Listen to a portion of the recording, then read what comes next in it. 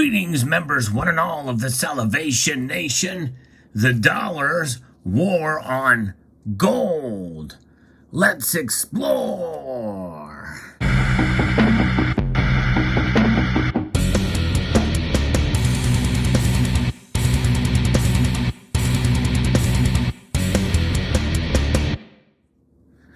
Well, first, we've got to talk about the war on gold before the dollar's fight against it, because what we are seeing now, in a sense, is a war on gold for the dollar, and I'll explain more about that momentarily. But essentially, there has been a war on gold that started, well, first with Executive Order 6102 by Franklin Delano Roosevelt. Many people feel that was kind of the beginning of the end of anything related to a sound monetary system. Of course, we saw a lot of big government policies created during the Roosevelt administration, and we saw that we are coming up on the 90th anniversary of Executive Order 6102 next year.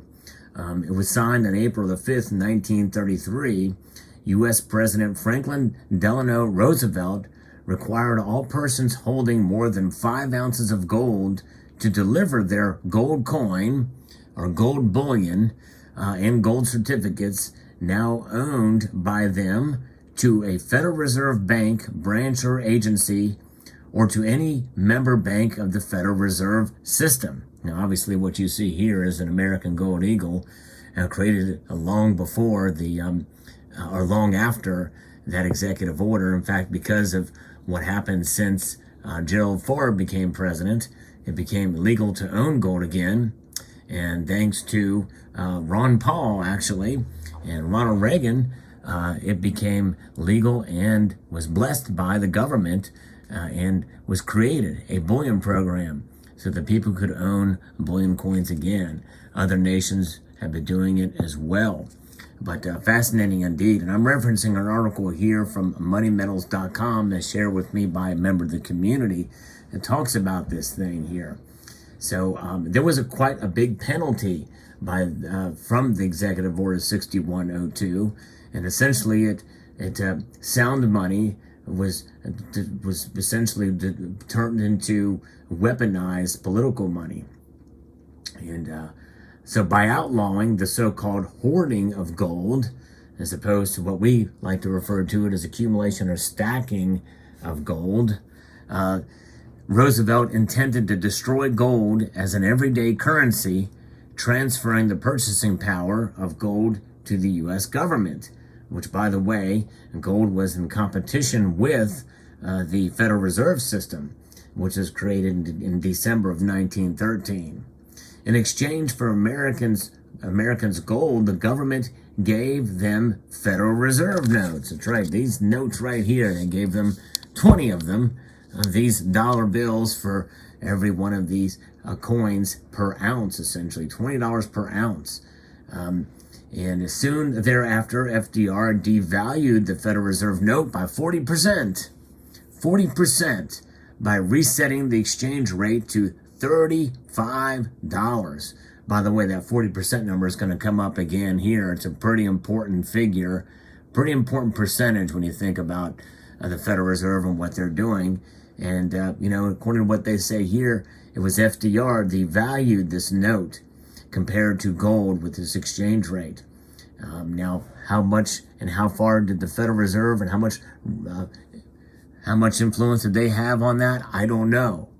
But the fact that FDR was involved in it, it tells you something. And by the way, it should go without saying that nowadays the Federal Reserve has become a political organization. I mean, shoot, really in a sense always has, as the Federal Reserve Chair is appointed by the President and confirmed by the Senate. So myths persist today about the likelihood of another gold nationalization, which is probably a more apropos term as opposed to actual direct confiscation, because confiscation implies that essentially they're coming to your house to take it away.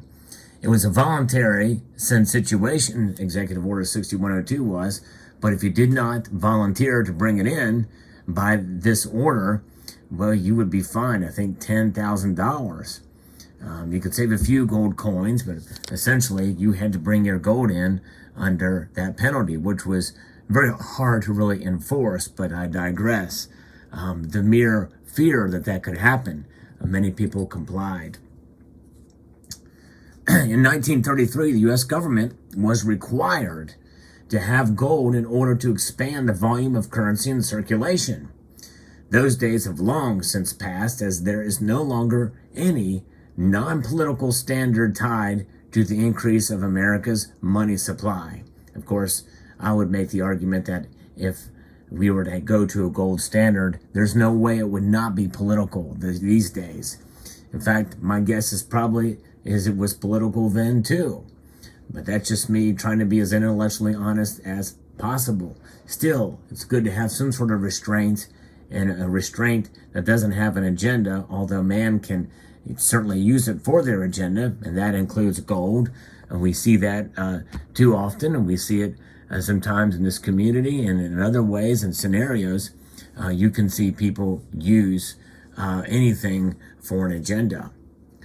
In 1965, President Johnson passed the Coinage Act, removing silver from coins and replacing them with copper nickel. That's right, our quarters used to look like this, and they had nothing but silver and a little bit of copper in them, 90%. And that's known as constitutional silver. Or if you have these coins with an amount of silver in them in your nation, I like to refer to that as spending silver. That's right, silver that you could actually spend as currency. This is why this is kind of wore down, because it has been utilized in transactions for day to day.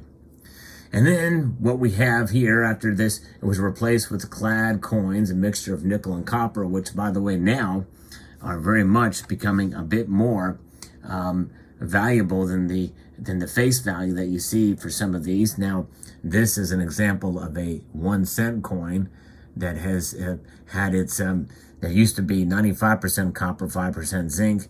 Now it's like 3% copper and 97% zinc, I think is what the composition of the cent is now. But nickels are worth more than a nickel nowadays, and they're 75% copper, 25% nickel. So in 1971, finally, President Nixon infamously ditched the Bretton Woods Agreement, essentially closing the gold window, ended the ability of the foreign central banks to convert their dollars back into gold at a fixed rate. Removing gold backing from our paper currency completed the transition of a monetary system rooted in sound money to a purely fiat system. And fiat, as you know, is government decree. The government decreed the value. And there's something to be said for fiat these days. People still have faith in this. Everybody does in the United States and in other nations around the world. That's why its strength is so high. This is part of the war on gold. Dollars war on gold. And again, we'll get back into that momentarily. So removing gold backing from our paper currency is a part of what has loosened it. It's freed it from the bounds of gold. And that's one area where we don't want that kind of freedom, because they can do with it with whatever they want. They can print as many of them as they so desire. More on that in a moment. And you know, technically, this is kind of an interesting note from the article, that the Federal Reserve note is not really a dollar. As it says here, $1. It's a Federal Reserve note. It's a dollar. The term dollar historically is referring to a coin containing 27 grams of silver. More and more people believe our once stable medium of exchange to be a ticking time bomb fueled by inflationary policies wrought at the federal level. True that. Public support for reform is increasing, particularly at the state level, where the legislation has been knocking down barriers to getting out of the more bound Federal Reserve note and into gold and silver. Yes, indeed. You've heard me document that time and time again on this channel, where gold and silver are taxed in many of these states, and these taxes are being wiped away and exemptions created, so that more and more people can buy gold and silver tax-free from their states. And so that's great. This long descent of the dollar has come as no surprise. The federal government has been chipping away at its trust for decades. How much more can they push? Current economic experts are seemingly unable or unwilling to diagnose a simple and obvious problem. Jerome Powell, chairman of the Fed, was rightfully lambasted for telling the nation that inflation was transitory. For the past 100 years, we were assured that those in charge had the necessary tools to keep inflation from becoming a problem. With all that, the currency's purchasing power has fallen by more than 98% since the Federal Reserve Act of December of 1913. Think about that, folks. In fact, I would even make the argument that even under normal inflationary times of about 2%, it's still inflation.